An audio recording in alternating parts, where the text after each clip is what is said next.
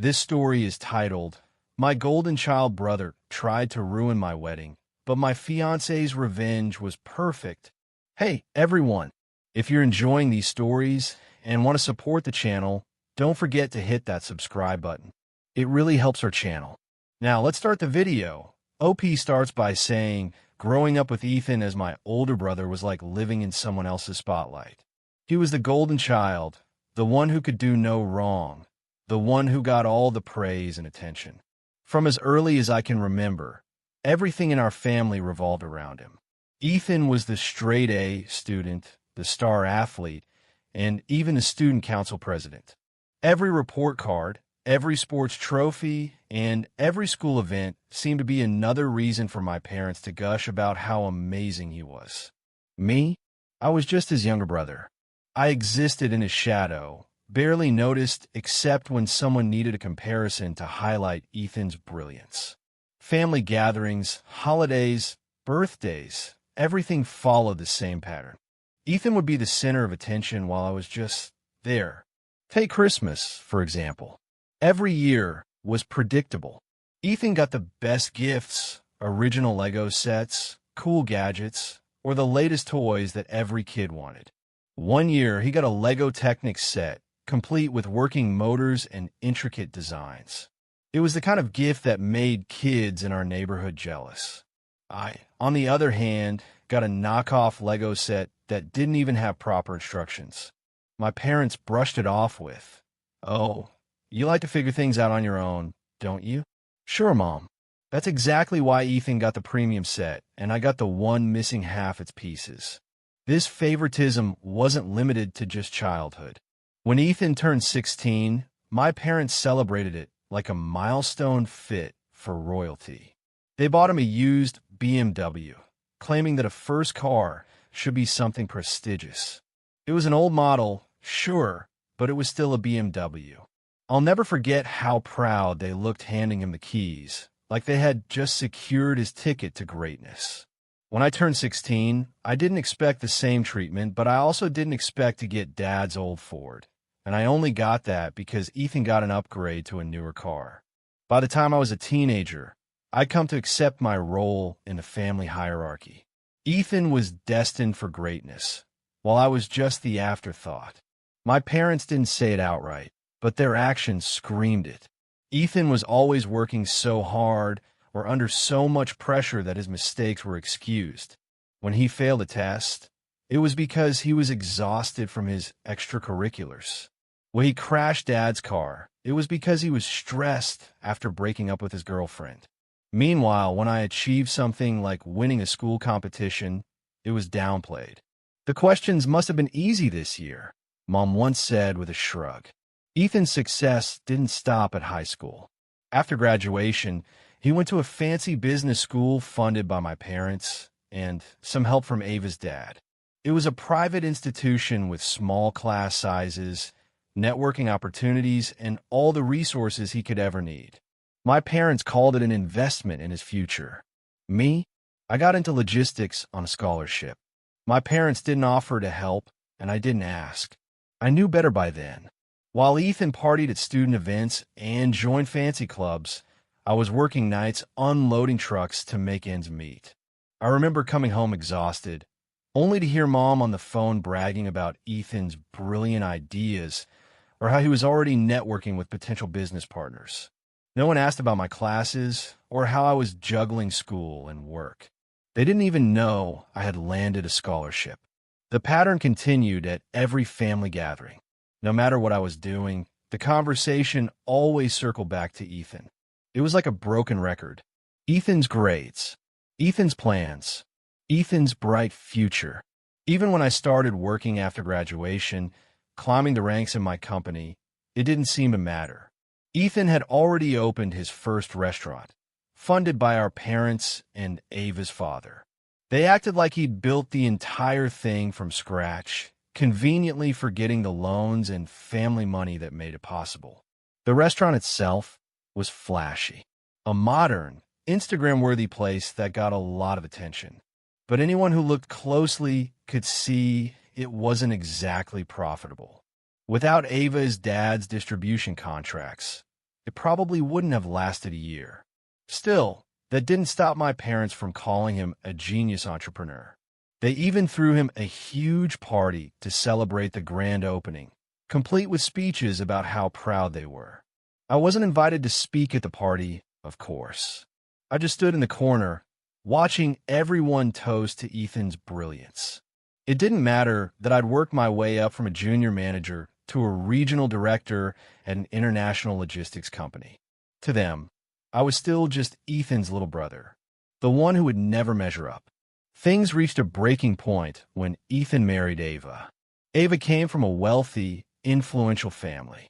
Her dad owned a major distribution network, and her mom was heavily involved in charity events and social circles. Their wedding was a spectacle, lavish, expensive, and the talk of the town. They had a destination ceremony, a honeymoon in the Maldives, and a house as a wedding gift from Ava's parents. My parents couldn't stop raving about it.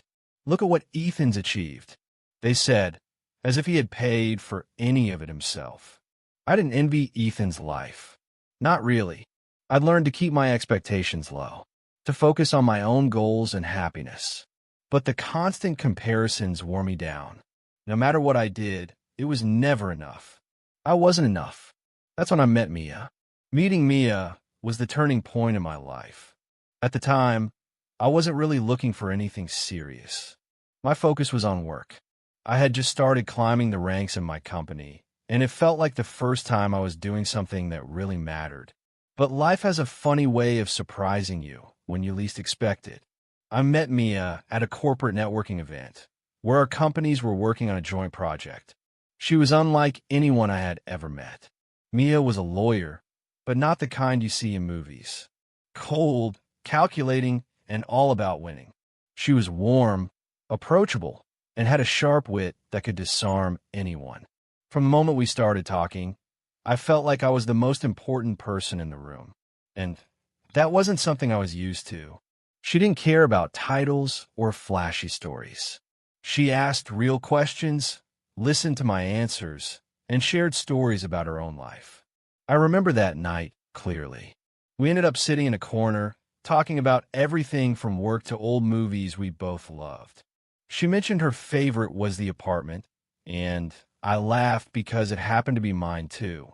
We bonded over our love for 1,000-piece puzzles, though she admitted she never had the patience to finish them, and a shared obsession with Thai food. It felt easy, natural in a way that I'd never experienced before. For the first time in my life, I felt seen. With Mia, I wasn't just Ethan's younger brother or the guy working himself to exhaustion. I was me, and she liked me for it. We exchanged numbers that night, and things just took off from there. Our first date was at a small, hole-in-the-wall Thai restaurant she recommended. It wasn't anything fancy, but it was perfect. We spent hours talking and laughing, and by the end of the night, I already knew she was special. Mia didn't try to impress me or outshine me. She just was herself, and that was enough. As our relationship grew, I started feeling something I hadn't felt in years. Confidence.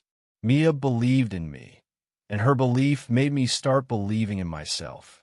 She didn't compare me to anyone, let alone Ethan. To her, I wasn't competing for attention or validation. I was already enough. A year later, I proposed. I didn't go for anything flashy. No grand gestures or viral-worthy surprises. It was just the two of us sitting on a park bench where we had spent so many afternoons together. I pulled out the ring, barely managing to get through my speech, before she interrupted me with a resounding yes. We laughed about it later, how she didn't even let me finish. But that was Mia. She knew what she wanted, and she didn't need to overthink it. When I told my family about the engagement, their reactions were mixed. My mom was happy enough, though it felt more like she was going through the motions. My dad barely acknowledged it, muttering something about finally settling down. And Ethan? Well, Ethan gave me a grin and said, "About time, little bro." It felt patronizing, but I let it go. At least I thought I did. Our engagement party was when things started to shift. Ethan showed up late, as usual, with Ava in tow. Ava was her typical self, posting photos to Instagram within minutes of walking in. "So happy to celebrate my brother-in-law to be." She captioned one photo, flashing her perfect smile for the camera. Ethan, on the other hand, seemed distracted. He congratulated me with a quick handshake, and then spent most of the night hovering around Mia. At first, I thought I was imagining it. Ethan was always the life of the party, so it wasn't unusual for him to make conversation with everyone. But as the evening went on, it became harder to ignore. He found excuses to talk to Mia, asking about her work, complimenting her on her dress, even offering to help her navigate the legal paperwork for our upcoming wedding. Mia, being the polite person she is, didn't seem bothered. If anything, she thought Ethan was just being friendly. I didn't say anything that night, but the unease stayed with me. This wasn't the first time Ethan had tried to overshadow me, but it felt different. This wasn't about grades or gifts or who got the better car. This was personal. As the weeks went on, Ethan's behavior became harder to ignore. He started showing up at places where Mia and I would be, claiming it was a coincidence. He accidentally ran into her at a coffee shop near her office and made a big show of chatting with her while she waited for her order. He began attending events where Mia was a guest speaker, sitting in the audience like a proud supporter. The turning point came when Ethan brought up a new business opportunity at a family dinner. "I'm thinking of bringing in some legal help for my restaurants," he said casually. "Mia, you should consider bidding on the contract. It'd be great to keep it in the family." My parents thought it was a brilliant idea. "See, Ethan's always looking out for everyone," Mom said with a smile. Mia hesitated but agreed to look into it. She's professional to a fault, and she wasn't going to turn down a potential client just because it was Ethan. But even then, she could tell something was off. "I don't trust him," she told me that night. "But I'll play along for now. Let's see what he's really up to." It didn't take long for Ethan to reveal his true intentions. He began messaging Mia late at night, under the guise of discussing business. At first, it was about the contract, questions about timelines, and legal jargon. But then the messages became more personal. "You're too smart for my brother," he wrote one evening. "You deserve someone more ambitious." Mia showed me everything. She wasn't the kind of person to keep secrets, and she didn't want Ethan's behavior to cause problems between us. "He's testing the waters," she said, "but I'm not going to let him get away with it." I was furious, but Mia was calm. "Let him dig his own grave," she said with a smirk. "He thinks he's playing me, but he doesn't know who he's dealing with." And so we waited. At first, I thought Ethan's behavior would fizzle out, like so many of his impulsive ideas. But instead of backing off, he doubled down. His coincidental appearances around Mia became more frequent, and his late-night messages about work turned into something much more personal. Every time Mia showed me another message or call log, I felt my blood boil. It wasn't just about Ethan trying to undermine me anymore. He was actively disrespecting my relationship and crossing every possible line. It started small. Ethan began showing up at a coffee shop near Mia's office, the one she went to almost every morning. "Funny running into you here," he'd say with a charming smile, even though it was obvious he'd been waiting for her. At first, Mia thought it was harmless. She'd exchange a polite hello, grab her coffee, and leave. But then he started lingering, asking her questions about her cases, or joking about how stressful being the lawyer for his restaurant was. Mia wasn't buying it. "He's way too interested in my coffee habits," she told me one evening. "It's not normal." Things escalated when Ethan began attending events where Mia was speaking. As a lawyer, she often participated in professional panels and conferences. It wasn't unusual for her to run into people she knew. But Ethan's presence quickly became a pattern. He'd sit in the front row, nodding along as if he were genuinely interested, and then make a point of talking to her afterward. "You're such a natural speaker," he told her at one event. "You make the rest of us look bad." When Mia told me about these encounters, I started to feel like I was losing my grip. Ethan had always been competitive, but this was something else entirely. It wasn't just about being the best. It was about taking something from me. I wanted to confront him, but Mia insisted we wait. He's digging himself deeper, she said. Let him think he's in control. Then came the business proposal. One evening at a family dinner, Ethan casually brought up the idea of hiring Mia's law firm to handle some contracts for his restaurants. It makes sense to keep it in the family, he said, flashing his usual grin. My parents thought it was a brilliant idea, of course. See how thoughtful your brother is? Mom gushed. He's always looking out for you. Mia played along, agreeing to review the proposal. She's a professional, and there was no way she was going to let her personal feelings interfere with her work. But the moment she accepted, Ethan took it as an open invitation to cross every boundary. The weekly meetings to discuss the contract turned into daily calls. The calls became longer, stretching into late hours. He'd text her after 10 p.m., saying things like, "I hope you're not overworking yourself," or "You should take a break, you deserve it." It was infuriating, but Mia wasn't rattled. Instead, she began documenting everything. Every text, every call, every email. She kept screenshots and recordings. "He thinks he's clever," she said, "but he doesn't know who he's dealing with." The messages became more blatant as time went on. "You're too smart for my brother," Ethan wrote one night.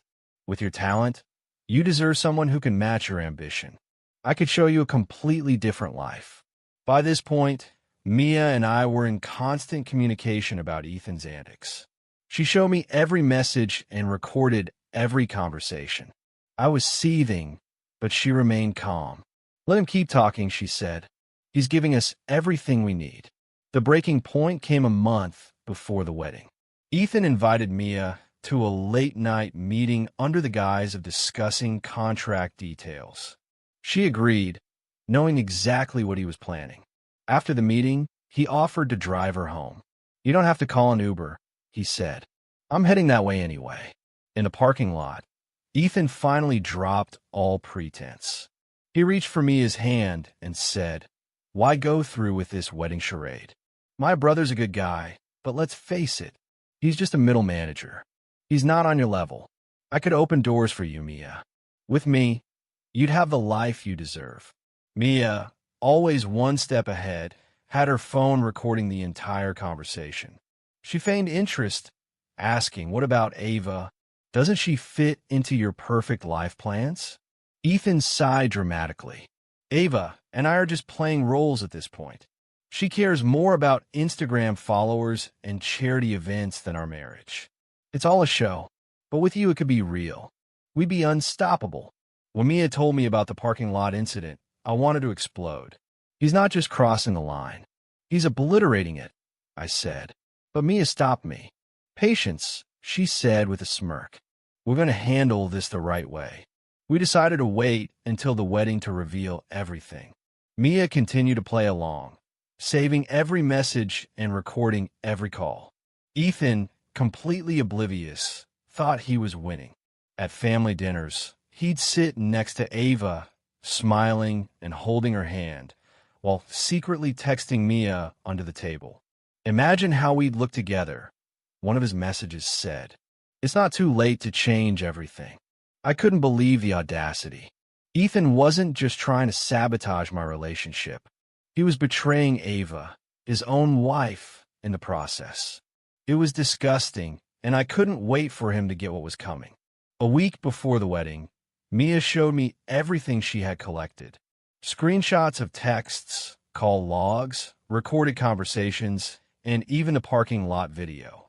"He thinks he can ruin our happiness," she said, her eyes blazing with determination. "But he doesn't understand who he's dealing with." I nodded, my anger finally giving way to resolve. Let's show everyone the real Ethan. The wedding day was perfect, or at least it started that way. Mia looked stunning in her dress, and I couldn't believe how lucky I was to be marrying her. Our families were all there, pretending everything was perfect. My parents were beaming, probably because this was the first time they could brag about me instead of Ethan. Speaking of Ethan, he was playing his usual role as the charming older brother, smiling for photos and shaking hands with the guests. He had insisted on being my best man, and my parents had gushed about how close we seemed now. The irony wasn't lost on me. Mia and I had spent weeks planning how we'd reveal the truth. It wasn't just about putting Ethan in his place. It was about showing everyone who he really was. He had spent his entire life manipulating people, playing the golden child, and getting away with everything. This time, there'd be no escape. The ceremony went off without a hitch. Ethan stood beside me, handing over the rings like the loyal brother he pretended to be. If anyone noticed the smug grin he kept flashing, they didn't say anything. Ava, as usual, was busy taking photos for Instagram, tagging them with hashtags like #perfectfamily and .wedding day goals. Mia and I exchanged vows, and for a moment, I forgot about everything else. I was marrying the woman I loved, and nothing Ethan could do would change that. The reception was where things got interesting. Ethan had been waiting all day to give his best man speech, and I could see he was practically bouncing with excitement. He probably thought this was his chance to steal the spotlight. As always, he stood up, tapped his glass for attention, and started with the usual cliches. Today is a special day, he began, smiling at the crowd. A day when my little brother finally finds the happiness he deserves. That's when the screen behind him flickered to life. At first, the guests didn't notice. But then the first screenshot appeared. A text from Ethan to Mia sent late at night. "You're too smart for my brother. You deserve someone more ambitious." The room went silent as the second message popped up, then the third. Each one was worse than the last. The parking lot video came next, with Ethan's voice crystal clear. "My brother's a good guy, but he'll always be just a middle manager. I could open doors for you." The silence was deafening. Ethan froze, his glass still raised, as the guests stared at the screen.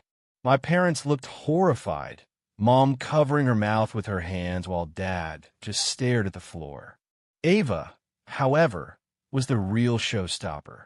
She stood slowly, her expression shifting from confusion to disgust. "So this is why you've been so interested in Mia's law firm," she said, her voice icy. "That's why you insisted on their contract?" Ethan stammered, trying to explain. "It's not what it looks like," he said, his usual charm failing him for the first time in his life. Mia misunderstood. Misunderstood? Mia's voice cut through the room like a knife. She stood, calm and composed, and faced Ethan. "Maybe you'd like to explain how I was supposed to understand these messages, or the part where you try to grab my hand in the parking lot." The guests started whispering, but no one moved. Ava's father, always the picture of composure, stood up silently and walked out of the room. Everyone knew what that meant. Without his father-in-law's support, Ethan's restaurants would crumble. Ava pulled off her wedding ring and placed it on the table in front of Ethan. "We'll talk later," she said coldly. "My lawyer will contact you." Ethan looked around the room, desperate for support, but no one came to his defense. My parents were too shocked to say anything. Dad just stared at the floor while Mom mumbled, "Oh my God," under her breath. For the first time in his life, Ethan's charm and excuses couldn't save him. "Come on, we're family," Ethan said, his voice cracking. "This was just friendly communication, right, Mia?" Mia didn't even flinch. "Friendly communication?" she repeated, raising an eyebrow. "I have hundreds of messages from you, Ethan. Should I show everyone the one where you said, 'It's not too late to change everything'?" Ava didn't wait for an answer. She turned to the guests and gave a tight smile. "Sorry for the scene," she said, her voice steady. "Please, continue celebrating. This is still their day." The guests hesitated for a moment, but then the music started back up and someone popped open a bottle of champagne. Ethan, meanwhile, stood frozen in place, his face pale. For the first time, everyone saw him for who he really was. He left quietly, slipping out the side door, while everyone else returned to dancing and drinking. It was almost pathetic watching the man who had spent his entire life at the center of attention walk away unnoticed. That night, as Mia and I sat together in the hotel suite, I couldn't help but feel a strange sense of relief. It was over. Ethan's hold over my life, his constant manipulation and one-upping had finally come to an end. Mia leaned her head on my shoulder and smiled. "Well," she said, "I'd say that went better than expected." The fallout from the wedding was swift and brutal, just as Mia and I had expected. The morning after, the family group chat was in chaos. My mom sent a flurry of messages, alternating between disbelief and excuses. "This can't be true," she wrote. "There has to be some misunderstanding." Dad, on the other hand, didn't say a word. He stayed silent, probably because there was no way to spin what had happened. Ethan's golden child image had been shattered, and this time, there was no sweeping it under the rug. As for Ethan, he disappeared, literally. No one heard from him for days after the wedding. He didn't go home, didn't answer his phone, and definitely didn't show his face at the restaurants. When I finally heard from my parents, they told me he was staying at a hotel, trying to figure out his next move. "He's under a lot of stress right now," Mom said, still trying to defend him. "You have to understand, he made a mistake. But he's your brother." I wasn't interested in hearing excuses. "A mistake is forgetting someone's birthday," I replied. What Ethan did wasn't a mistake. It was calculated. He knew exactly what he was doing. Mom started crying, and Dad eventually took the phone. "We just want to move past this as a family," he said. "What's done is done." "No," I said firmly. "Ethan tried to destroy my relationship and humiliated himself in the process. That's on him. I'm not pretending this didn't happen." Meanwhile, Ava was moving fast. Within a week, she had filed for divorce and hired one of the best attorneys in the state. Her father wasted no time either. All contracts between his company and Ethan's restaurants were terminated immediately. Without those deals, the restaurants didn't stand a chance. Ethan had always relied on Ava's family connections to keep his businesses afloat. And without them, it was only a matter of time before everything fell apart. Mia and I tried to put it all behind us. We left for our honeymoon, determined to focus on each other instead of the chaos Ethan had left in his wake. For 2 weeks, we explored small towns, ate amazing food, and talked about our future. It was a much-needed escape, but when we came back, the aftermath was impossible to ignore. Ethan had returned to town, but he wasn't the same. The once confident, charming older brother was now a shadow of himself. His restaurants were struggling to stay open, and his reputation was in tatters. People whispered about what had happened at the wedding, and some of his former business partners quietly distanced themselves. Even my parents, who had always defended him, seemed unsure of how to handle the situation. Mom called me one evening, her voice hesitant. "He's really struggling, she said. "Maybe you could reach out. He needs his brother right now." I almost laughed. He needs his brother? The same brother he tried to undermine at every turn? The same brother whose wedding he tried to ruin? Mom sighed. "He made a mistake, but he's family. Doesn't that mean anything to you?" Now when family only applies when Ethan needs something, I shot back. "He's never cared about me, Mom. He only cares about himself." That was the end of that conversation. 3 months later, the situation hadn't improved for Ethan. He sold one of his restaurants to pay off debts, but it wasn't enough. By then, Ava was fully immersed in her father's business, thriving as a project manager for one of their biggest accounts. She didn't look back, and honestly, I couldn't blame her. She deserved better than the mess Ethan had made. My parents, for the first time in my life, seemed to see me differently. It wasn't an overnight change, but I noticed small things. They started asking about my work and actually listening when I talked about it. Mom even called Mia one day to ask for her opinion on a legal matter, something she would have automatically taken to Ethan before. It was strange, almost surreal, but I wasn't about to let myself get too comfortable. Years of being overlooked don't just disappear, because Ethan finally got what was coming to him. A year after the wedding, Ethan's restaurants were gone. He sold the last one and moved to another city, hoping for a fresh start. I heard through the grapevine that he was trying to launch a new business, but without Ava's father's connections, I doubted it would get far. My parents still talked to him occasionally, but even they seemed exhausted by his constant need for help. For once, they weren't running to fix his mistakes. As for Mia and me, we focused on building our life together. We bought a house, settled into a routine, and found out we were expecting our first child, a boy. The excitement of becoming parents helped push the drama of the past year into the background. I finally felt like I was stepping out of Ethan's shadow, creating a life that was mine and mine alone. Final note: people keep asking if I feel bad about what happened to Ethan. The answer is no. He destroyed his own life by being selfish and manipulative. All Mia and I did was shine a light on the truth. If that's what it took for people to finally see him for who he really is, then so be it.